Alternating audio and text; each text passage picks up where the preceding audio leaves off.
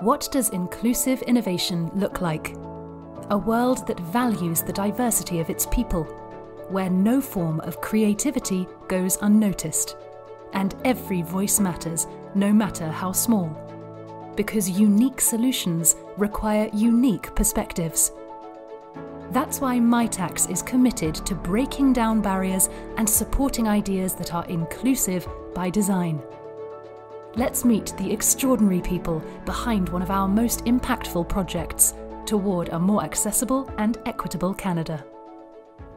The population of people with disabilities, it's growing in Canada. I think it's now 1 in every 6 people identify as living with some kind of disability. And so when I saw these statistics and just with the work that we did in class, and the fact that, you know, people with disabilities have to rely on the government for assistance, social assistance, economic assistance, and stuff like that. And I figured, you know, this is something that can help this particular population. You know, you set up some kind of a business, you provide employment for people, you provide employment for yourself, so you're not too much of a burden on the government, you're not a burden on society, you're not a burden on your family. And you generally feel good about yourself for wanting to help society. I mean, it's self-fulfilling, it's self-actualizing, it's, yeah, there's nothing like it really. There really is nothing like it, so. Mitacs is truly committed to changing the narrative to nothing about us without us, and that in terms of accessibility is something that's really important, in ensuring that diverse voices are at the center of the work that's being done. And I think that's what's really unique about this project is Saleli does have diverse abilities and was able to lead this work not only through a lens of an accessibility lens, but understanding the importance of the work and the impact that it has on not only herself but other individuals who may face the same challenges. As a person with disability, as a woman, if I can do this, other people with disabilities can also do something, you know. So long as your mind is working, so long as you have passion, you can do anything. You know what I mean? That serves the greater good. People with disabilities are dramatically underemployed or unemployed, sort of blocked from the regular labor market. And so many people with disabilities, many more people with disabilities will try to do some sort of form of self-employment or entrepreneurship because that's a more sort of liberated way of them getting into the labor market. And so the early studies I did were looking at that, what exactly happens to people with disabilities. And we found some really interesting learning there, that there was a great deal of social benefit to people with disabilities who were previously unemployed or underemployed, who gained even partway through development of a venture.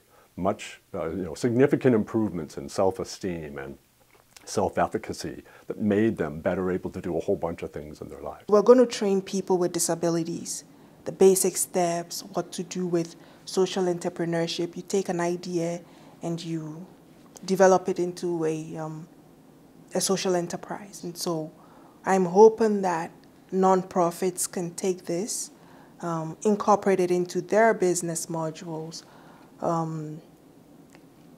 train people that they work with, and then help them set up their own social enterprises that will impact whatever community or whatever society they find themselves in. So you can have people develop whatever ideas they have and make it marketable and scalable for whatever purposes that they're setting up their businesses for. I really like the idea that there was going to be some research done around it, because it's important for people who have a disability or have some adaptive requirements to have a voice within that project, and I think it's valuable to hear where some of the needs are, but that flexibility is something that isn't always often offered and available, so it does create a bit of a barrier for people. So that's one area that I think will come out, is what people will need.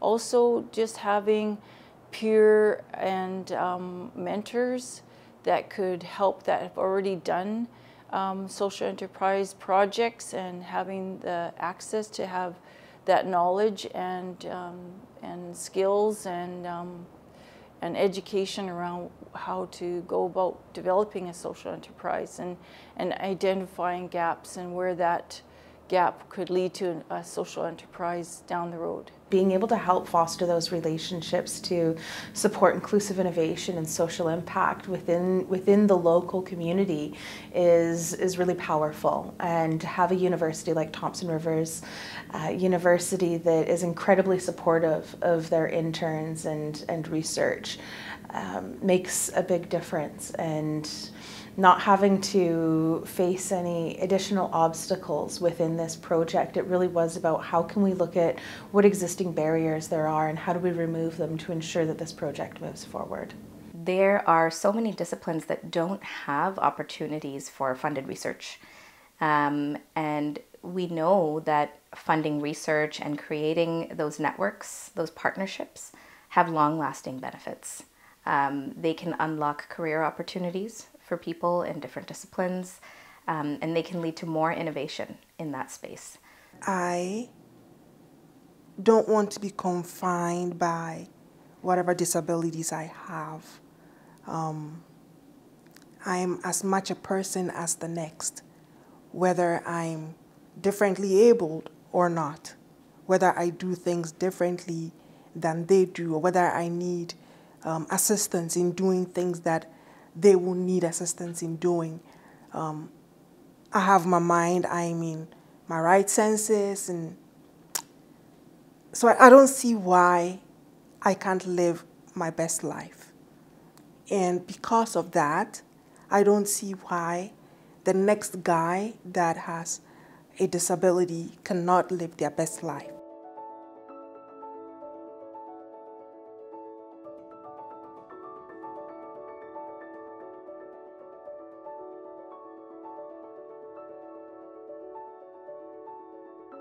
There have been historic barriers for many marginalized groups who've been underrepresented in various spaces.